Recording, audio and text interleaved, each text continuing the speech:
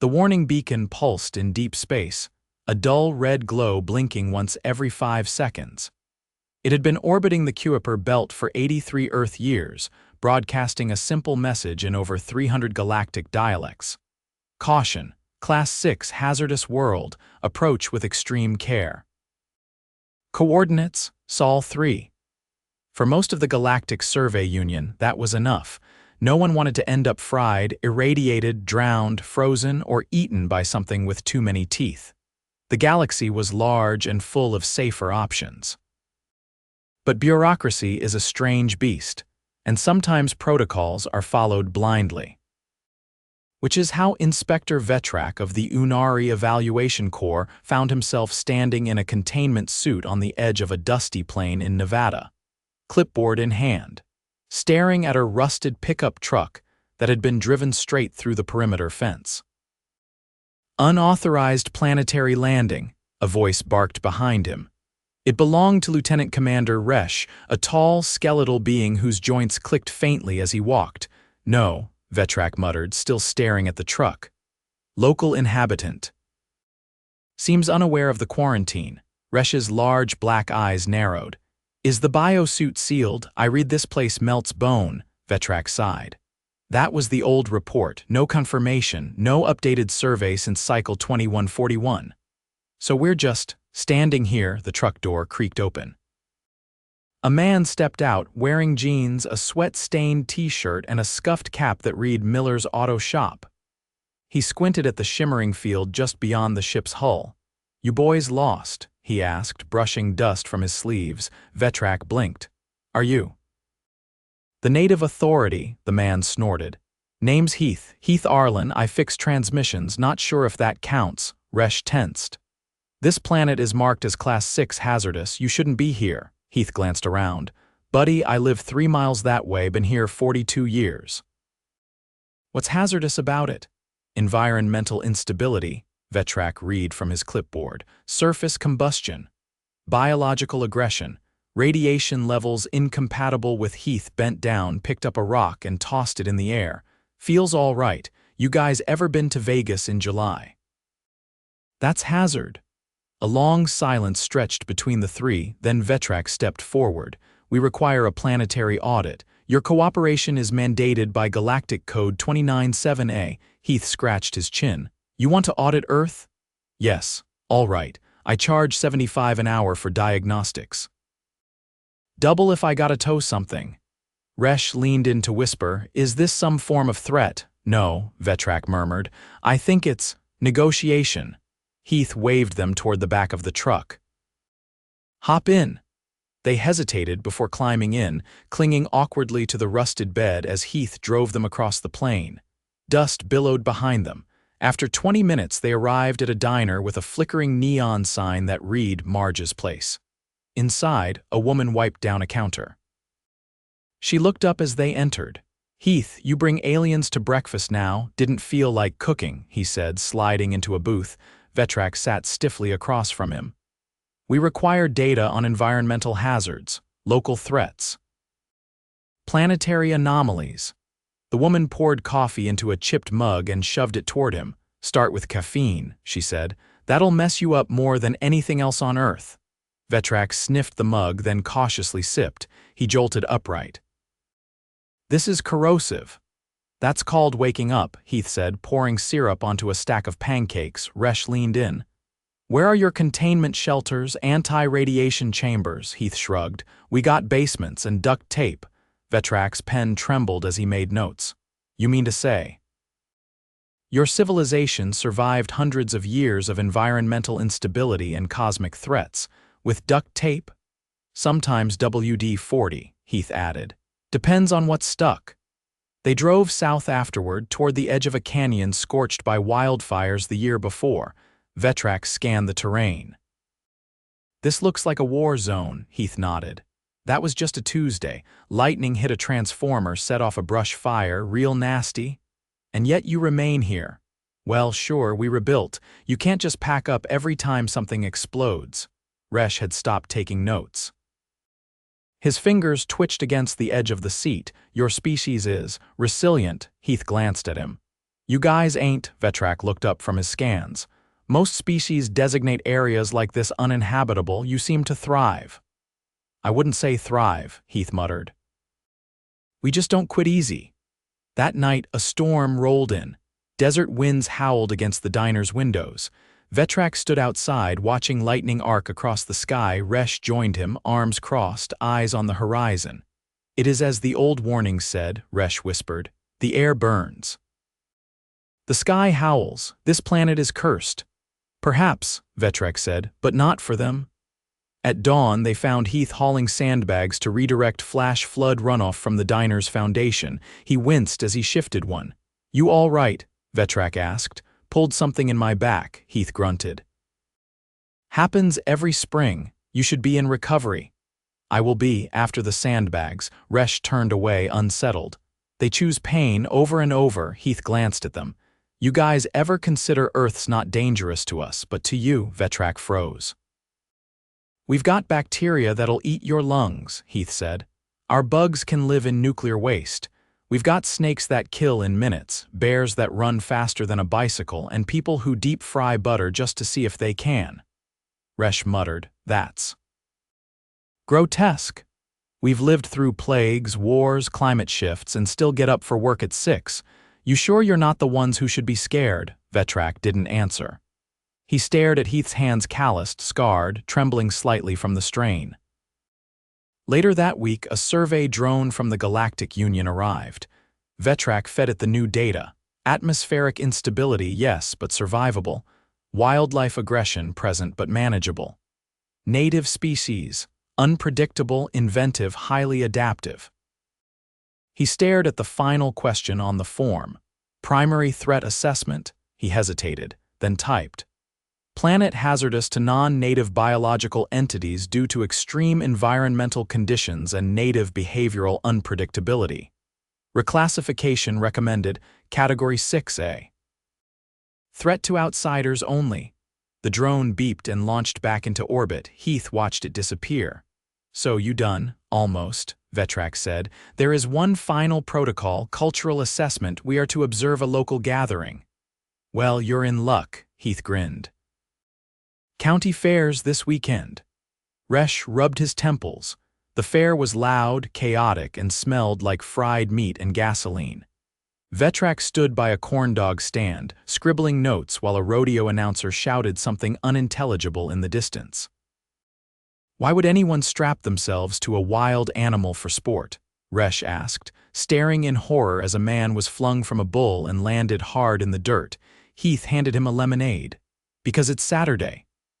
Later that night, fireworks filled the sky. Vetrak flinched at every explosion. Resh ducked behind a trash can. Heath just leaned back in a lawn chair, hands behind his head. You get used to it, he said.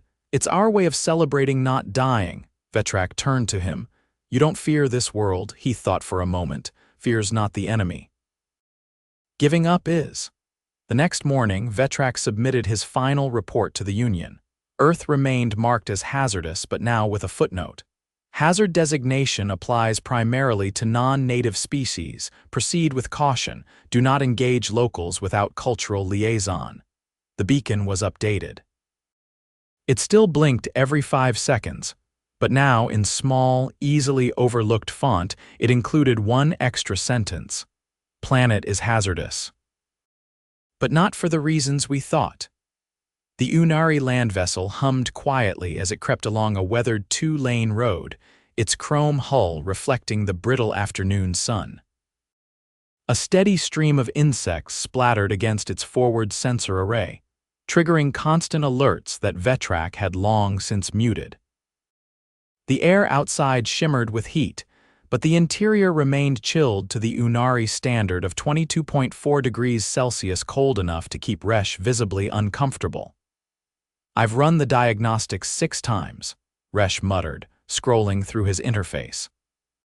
There is no logical reason for this planet's dominant species to be ambulatory in daylight. The ultraviolet index alone should cause dermal breakdown.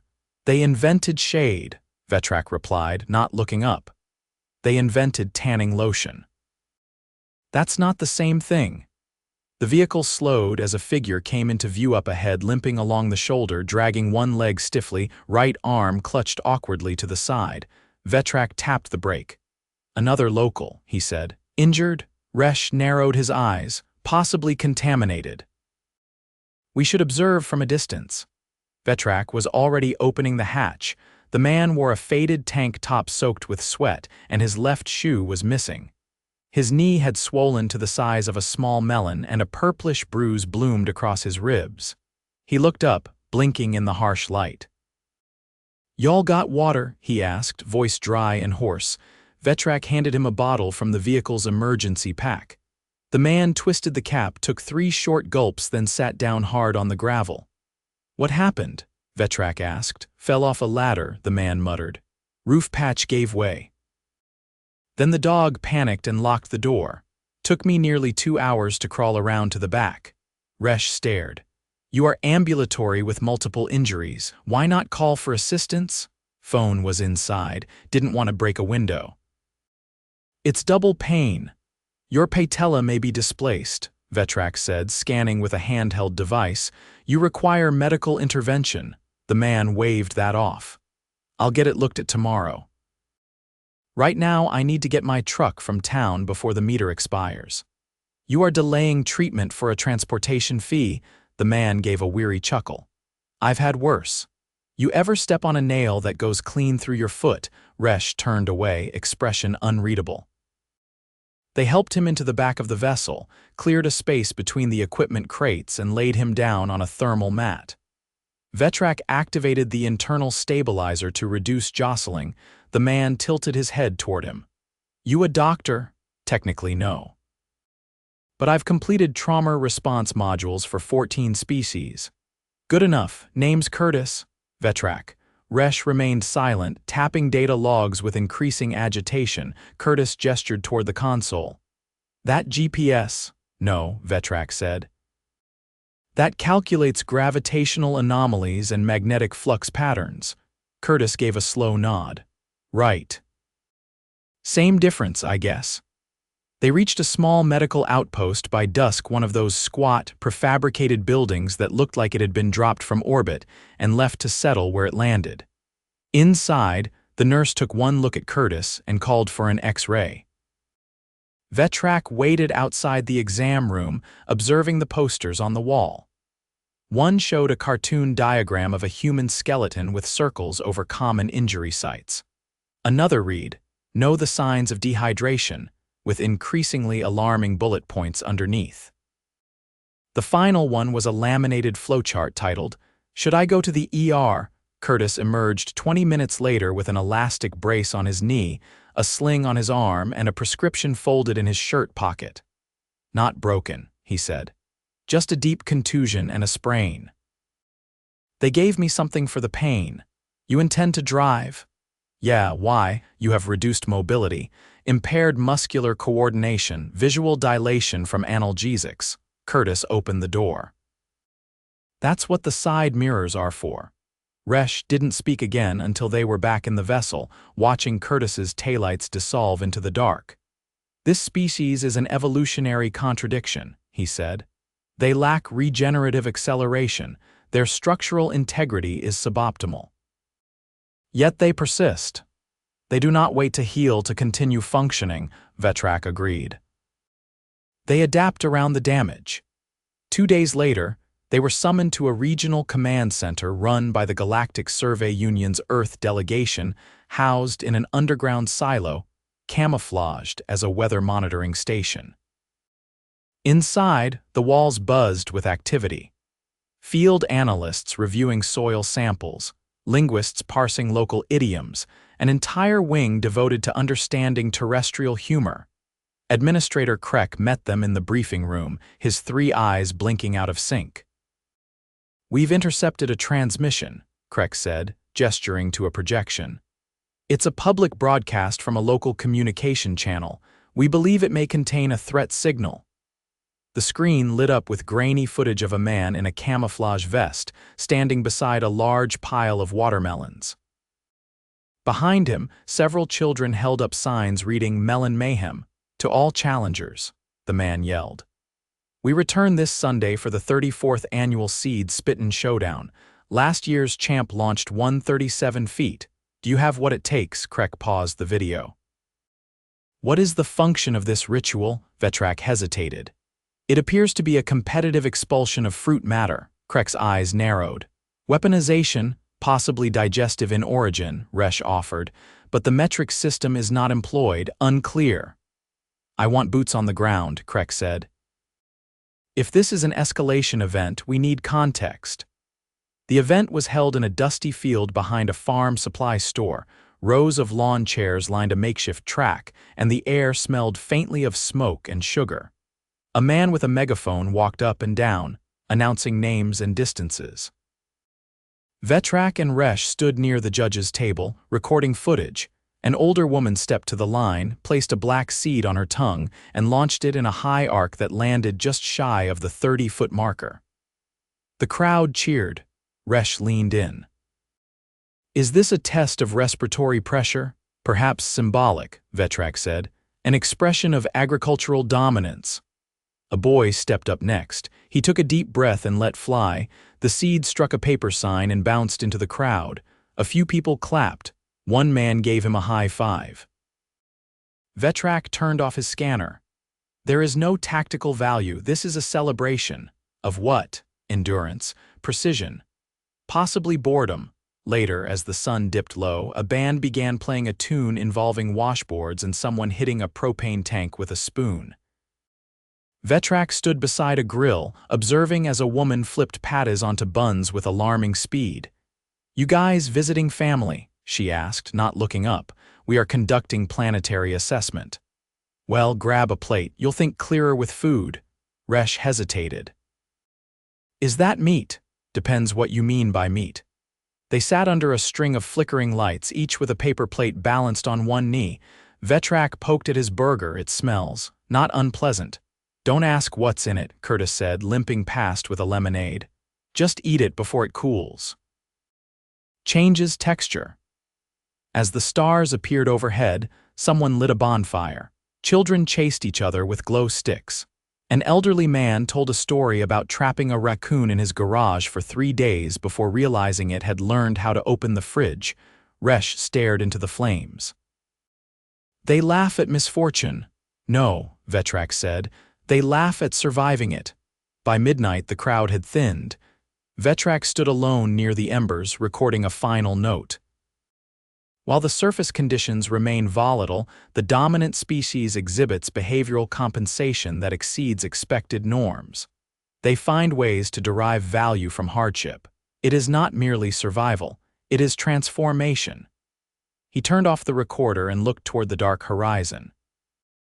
Earth is not a hazard, he said aloud. It is a crucible. The Oonari assessment vehicle was parked awkwardly along the perimeter of a high school football field, its landing supports half submerged in patchy turf. The field itself was buzzing with activity.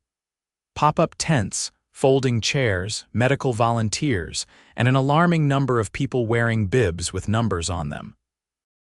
A large banner tacked to the bleachers read, Annual Charity Ultra Relay 24 Hours of Movement for Mental Health.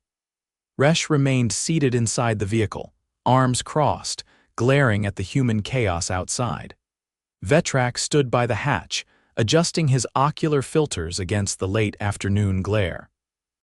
He watched a woman jog past, pushing a stroller with one hand and holding a paper cup in the other. They are voluntarily engaging in prolonged physical exertion, Resh said flatly, without compulsion, in heat. It appears to be a communal endurance ritual. The stated purpose is psychological well-being, Resh snorted. Why not just rest? They believe the effort itself is restorative. A teenager jogged by wearing a banana costume. A man on a stationary bike waved at them cheerfully, legs pumping without pause. Vetrak stepped down from the hatch. We need to observe from within the event. Resh didn't move. You may remain here, Vetrak added, but the report will note observational limitations. After a long pause, Resh unfolded his limbs and followed him out, muttering about uncalibrated foot terrain. They approached the check-in table, where a woman with a sun visor and a clipboard looked up and handed Vetrak a numbered bib without hesitation. Team name, we are with the Galactic Survey Union. She scribbled something and handed him a safety pin packet. You're up in lane 6. Water stations every quarter mile. Good luck. Vetrak pinned the bib to his tunic and joined the slow-moving current of participants circling the track. A man with a prosthetic leg jogged beside him, breathing steadily. New to this? Yes. Pace yourself. It's not about speed. You just keep moving. Resh stood off to the side, recording vitals from a shaded bench, visibly dismayed by the sheer volume of sweat in the air. Vetrak completed 2 laps before slowing to a walk. At the 3rd water station, a girl handed him a paper cup and said, "You're doing great, space guy." He nodded, slightly winded. What is the function of this event? She tilted her head. Fundraiser. For people struggling with stuff you can't always see. Running reminds them they're not alone. Does it alleviate anything? Not directly. But it helps. She turned to refill the cooler, leaving Vetrak staring at the condensation on the side of his cup. By hour 5, the sun had dipped below the bleachers, leaving long shadows across the field. Volunteers grilled hot dogs near the parking lot. A man with a guitar played quietly under a canopy. Some participants had begun to slow, massaging calves or sitting on foam rollers. Others kept going, eyes focused on the path ahead. Vetrak found Resh again near the medic tent. The technician inside, a stocky woman in blue scrubs, was tending to a runner's ankle with an ice pack wrapped in plastic wrap. She rolled it on the gravel, the tech said, not looking up. Nothing broken, just strain. Resh gestured toward a nearby cluster of people doing lunges. They push themselves into injury. For what? They're not here to win anything, she said. They're here because the hard part's kind of the point. And if the body fails, then we tape it, ice it, and they decide if they want to keep going. Vetrak watched as the injured woman nodded and stood again, limping back toward the track. He turned to the medic. You remain calm even under constant triage. I used to work ER nights, she said. This is relaxing. At midnight, the field was lit by portable flood lamps. A local bakery had set up a table with carbohydrate-heavy snacks. Someone danced near a speaker blasting music from the early 2000s. Vetrak sat briefly on a bench, toes aching. A man with salt and pepper hair settled beside him, sipping broth from a styrofoam cup. You from that weird silver camper? Yes, thought so. You guys always look like you're analyzing something. We are compiling data on human resilience. The man laughed softly. Well, you picked the right place. My daughter's out there right now, hasn't stopped once since noon. Vetrak turned to look. A young woman with a headlamp and compression sleeves jogged past, her steps steady despite the late hour. She lost her boyfriend last year, the man said quietly. Didn't talk for a while, then she found this group. Been training 6 months for tonight. Does the experience provide closure? No, but it gives her something to carry it with. By dawn, the field had thinned. Most tents had been packed away. The banana costume was folded on a bench. A few stragglers finished one last lap, arms around each other's shoulders.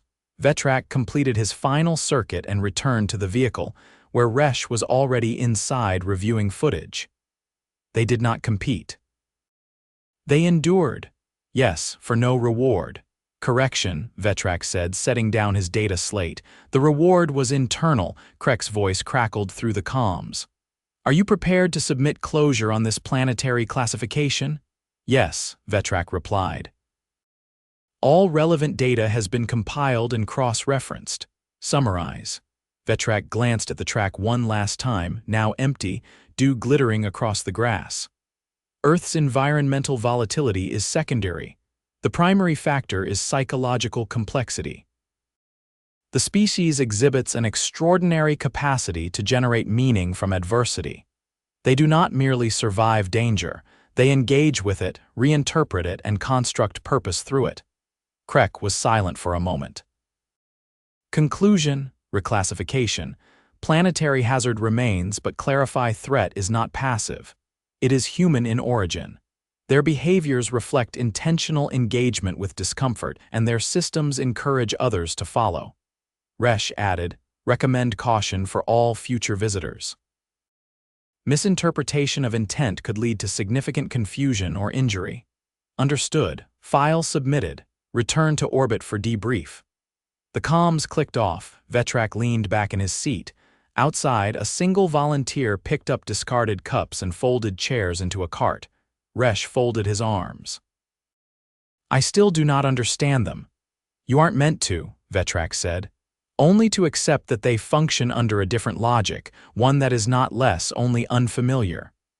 They lifted off quietly, leaving behind a field filled with footprints, empty cups, and the lingering scent of effort. The sun rose fully as they passed through the upper atmosphere, casting light over a planet still spinning, still dangerous, still alive.